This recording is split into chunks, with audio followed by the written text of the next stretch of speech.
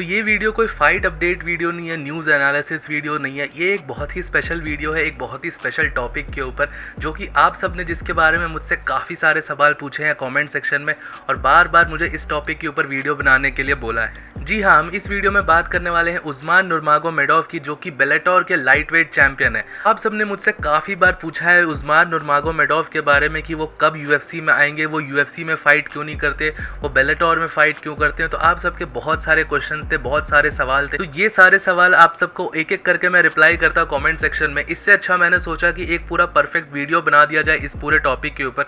हालांकि उस्मान नुरमागोमेडोव एक ऐसा फाइटर है, इसके ऊपर मैं पूरी 10 सीरीज वीडियोस बना सकता हूँ, एक पूरा प्लेलिस्ट बना सकता हूँ उस्मान नुरमागोमेडोव के ऊपर, क्योंकि ये fighter one of the most intriguing fighter लगता है और इसका पोटेंशियल मेरे को बहुत ज़्यादा लगता है। उससे पहले आप सबसे रिक्वेस्ट है भाइयों कि चैनल को जल्दी से सब्सक्राइब कर दीजिएगा और अगर वीडियो पसंद आती है तो इसको लाइक भी ज़रूर से कर दीजिएगा। तो देखिए, उस्मान नुरमागोमेडोव को लेके आप सबने मुझसे ये क्वेश्चन सबसे ज़्यादा पूछा है कि वो यूएफसी में कब आने वाले हैं या वो यूएफसी में अपना डेब्यू कब करेंगे। देखिए, अगर आप सबको नहीं पता है तो मैं एक बार आप सबको ब्रीफ कर देता हूँ। उस्मान नुरमागोमेडोव है हबीब के कज़न, और हबीब के कज़न होने के बाद आप देख सकते हो कि उस्मान नुरमागोमेडोव के बड़े भाई उमर नुरमागोमेडोव ऑलरेडी यूएफसी में फाइट करते हैं बैंटम वेट डिवीजन में।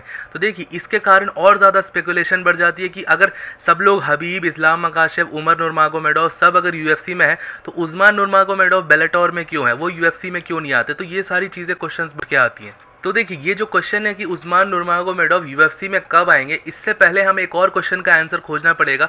वो है कि उस्मान नुरमागोमेडोव यूएफसी में क्यों फाइट नहीं करते, उन्होंने बेलाटोर एज अ ऑर्गेनाइजेशन क्यों ज्वाइन करा। तो देखिए, सबसे मेजर यहाँ पर इशू है और जो सबसे मेजर यहाँ पर जो प्रॉब्लम खड़ी होकर आती है, आप देखिए ये कोई एक बहुत तरीके से प्रॉब्लम नहीं है। उस्मान चाहे तो अभी भी फाइट कर सकता है लाइट वेट डिवीजन में, बट एक तरीके से हम देख सकते हैं हबीब का जो पूरा टीम है, पूरा सर्कल है, वो एक काइंड ऑफ ब्रदरहुड से यूनाइटेड रहता है। वो कभी भी एक दूसरे के अगेंस्ट फाइट नहीं करते हैं, एक दूसरे के अगेंस्ट ट्रैश टॉक नहीं कर सकते। और इस टाइम पे, स्पेसिफिकली इस टाइम पे अगर हम देखने जाएं तो यहाँ पर लाइट वेट डिवीजन में यूएफसी में कौन चैंपियन है, इस्लाम मकाशेव, और बेलाटोर में यूएफसी का बेलाटोर में लाइट वेट चैंपियन कौन है, उस्मान नुरमागोमेडोव। तो आप सब यहाँ पर पैटर्न नोटिस कर रहे हो, दोनों ही लाइट वेट के फाइटर्स है। अगर दोनों एक साथ सेम ऑर्गेनाइजेशन में आ जाएंगे, सेम वेट डिवीजन के अंदर, तो ऑब्वियसली दोनों के बीच में फाइट जल्दी से जल्दी यूएफसी करा देगी और यूएफसी ऐसा चाहेगी कि ये दोनों फाइट हो, ये बहुत ज़्यादा मनी मेकिंग फाइट होगी और जल्दी से जल्दी लोग भी कहेंगे कि इन दोनों को फाइट करना चाहिए। और एक चीज़ यहाँ पर फिर बीच में आती है इनका ब्रदरहुड। यहाँ पर हम देख सकते हैं ये फाइटर्स जो हबीब के टीम के होते हैं, टीम हबीब के फाइटर्स एक दूसरे से फाइट नहीं करती। ये एक काइंड ऑफ रूल है, अनरिटन रूल है। ये हमने आज तक तो नहीं देखा कि कोई भी हबीब के टीम का बंदा सेम बंदे आपस में एक दूसरे से फाइट कर रहे हो। तो मे बी इन फ्यूचर हम सबको ये देखने को मिल सकता है कि शायद कोई फाइट करे, ऐसी पॉसिबिलिटीज़, ऐसी सर्कमस्टेंसेस आ जाए कि फाइट करना पड़े।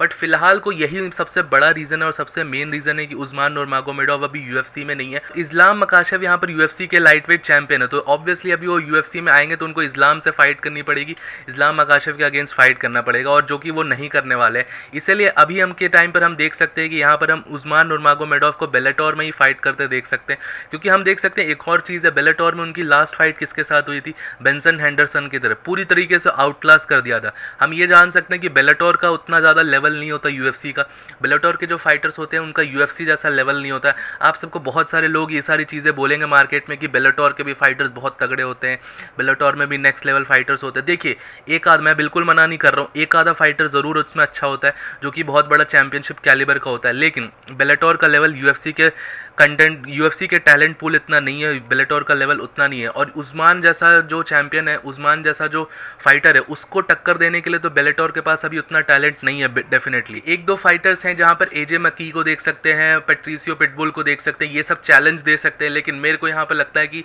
पूरी तरीके से आउटक्लास कर सकते हैं उस्मान नुरमागोमेडोव इनको अगर इनके साथ फाइट होगी।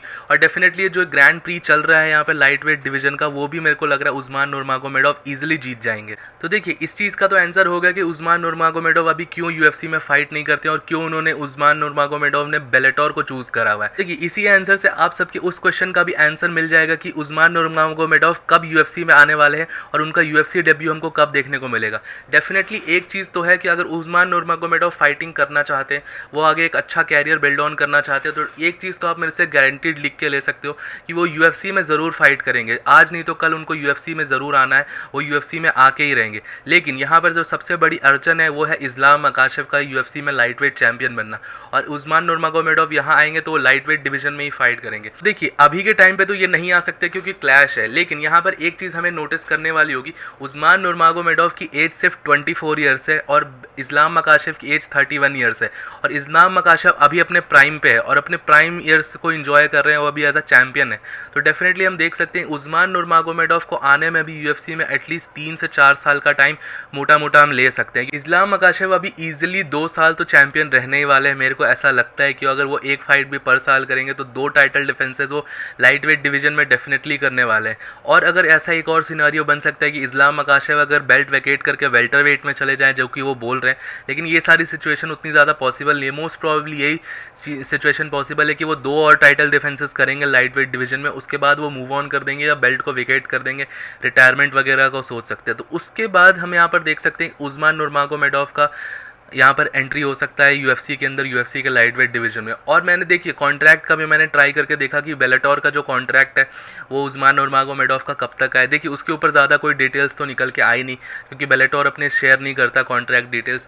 मेरे को जहाँ तक ऐसा लगता है कि ये जो ग्रैंड प्री चल रहा है अभी बेलाटोर का, जो ये लाइट वेट चैंपियनशिप का जो टूर्नामेंट उनका चल रहा है, यहाँ तक ये टूर्नामेंट तक ही इनका कॉन्ट्रैक्ट है। और बेलाटोर उसके बाद ट्राई ज़रूर करेगी कि उस्मान को रिटेन करके रखे, लेकिन उस्मान यहाँ पर सिर्फ मनी फाइट्स के लिए नहीं है, उस्मान लेगेसी बिल्ड करने के लिए यहाँ पर डेफिनेटली यूएफसी में स्टेप इन करेगा।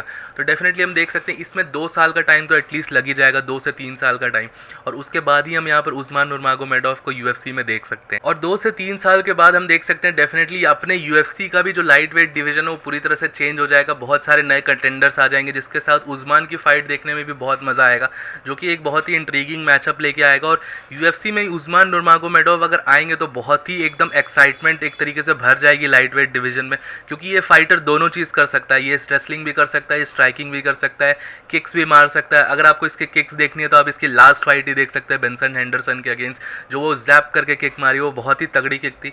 One of the favourite fighters, और इसमें मेरे को बहुत ज़्यादा पोटेंशियल दिखता है। सिर्फ हाइप करने के लिए नहीं बोल रहा हूँ, सिर्फ ऐसे ही नहीं बोल रहा हूँ कि हाँ भाई उस्मान फेमस है तो इसके लिए कुछ बोल देता हूँ।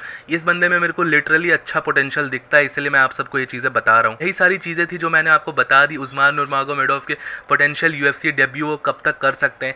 आप सबका इसके ऊपर क्या ओपिनियन है? क्या उस्मान नुर्मागोमेडोव अगले आने वाले कुछ सालों में यूएफसी में हमें दिखेंगे या नहीं दिखेंगे? आप सबका जो भी ओपिनियन होगा आप सब नीचे मुझे कमेंट सेक्शन में ज़रूर बताइएगा। वीडियो पसंद आया तो इसको लाइक कर दीजिएगा, चैनल को सब्सक्राइब भी ज़रूर से कर दीजिएगा। टिल देन मिलता हूँ आप सबको नेक्स्ट वीडियो में अगले अपडेट के साथ। Bye bye.